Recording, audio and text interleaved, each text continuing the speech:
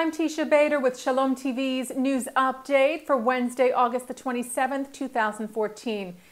A ceasefire remains in place today between Israel and Hamas. Some of the short-term steps of the ceasefire reportedly include Israel's easing of Gaza border crossings, with the Palestinian Authority expected to take over responsibility for administering those borders and hopefully prevent weapons from coming into Gaza, and to monitor items like cement, making sure they are used to rebuild homes and not more terror tunnels. There are many long-term issues that remain to be discussed in the truce, including Israel's call for the demilitarization of Gaza and the Hamas's demands that Israel frees hundreds of Palestinian prisoners. U.S. Secretary of State John Kerry expressed his support for the truce, calling it an opportunity, not a certainty. Kerry said, "We are approaching the next phase with our eyes wide open. We have been down this road before, and we are all aware of the challenges ahead." A second Israeli who was seriously wounded yesterday shortly before the ceasefire took effect has died. As we reported to you yesterday, just a short time before the truce went into effect last night in Israel, Gazan rockets slammed into Kibbutz Nirim in the Eshkol Regional Council, killing one man, later identified as 55-year-old Zevik Etzion. A second man, 43-year-old Shachar Malamed, was seriously wounded in that attack and later died at the hospital. The Eshkol area alone received 116 rockets in total yesterday, according to a spokesman for the area.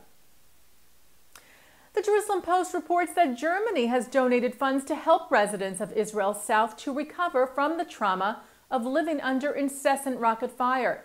Deputy German Ambassador Benedikt Haller gave the Israel Trauma Center for Victims of Terror and War, known as Natal, a check for about $65,000 to go towards providing psychological care to civilians, mostly children and youth, in communities near the Gaza border, suffering from trauma from the attacks. The German embassy in Tel Aviv said with the support, the German embassy wants to express its solidarity with Israeli citizens suffering from unending attacks from the Gaza Strip. The Jerusalem Magistrates Court indicted a Palestinian man yesterday for allegedly helping an accomplice of the kidnapping and murder of the three Israeli teens, Eyal Yifrach, Gilad Shar, and Naftali Frankel. An indictment was filed against 43-year-old Wael Karame for allegedly hiding his cousin Hussam Kawazme in his home in East Jerusalem for 3 days after the bodies of the boys were found.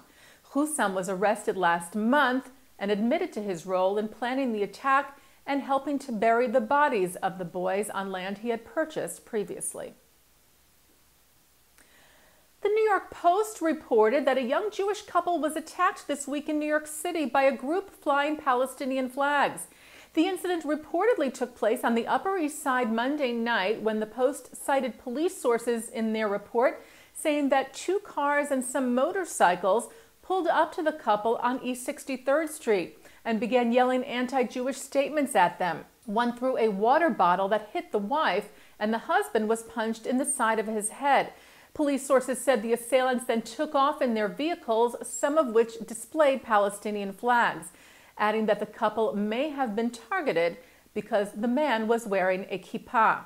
The Hate Crimes Task Force was investigating. The Associated Press reports that the U.S. Holocaust Museum is partnering on a project with the International Center of Photography in New York City to share a vast archive of pre-Holocaust European Jewry photographs with the public, as well as with researchers, who will both hopefully help identify some of the images of the people and places shown in the photos. The digital database is from the work of Russian-born Jewish photographer Roman Vishniak, who moved to Berlin in 1920 and documented the rise of Nazi power and its impact on Jewish life in Central and Eastern Europe. The Photography Center's director Mark Lubell said, "Our shared goal is to make the images available for further identification and research, deepening our knowledge of Vishniak's work and the people and places he recorded in his images." Spanish clothing retailer Zara issued a public apology today for releasing a T-shirt that some say bears a resemblance to garb worn by Jews in the Nazi concentration camps. The blue and white striped children's shirt with a yellow six-pointed star caused an uproar of criticism.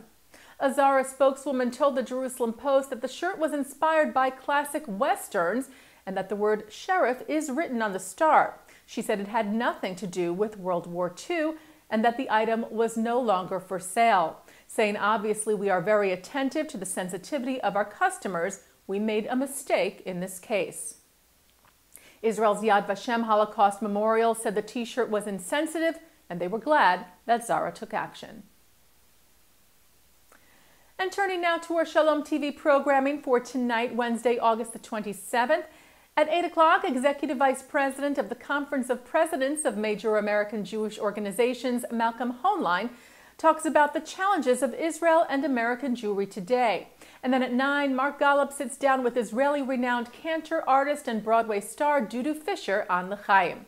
That's here on Shalom TV and shalomtv.com. And that's Shalom TV's news update for Wednesday, August the 27th, 2014. I'm Teisha Bader.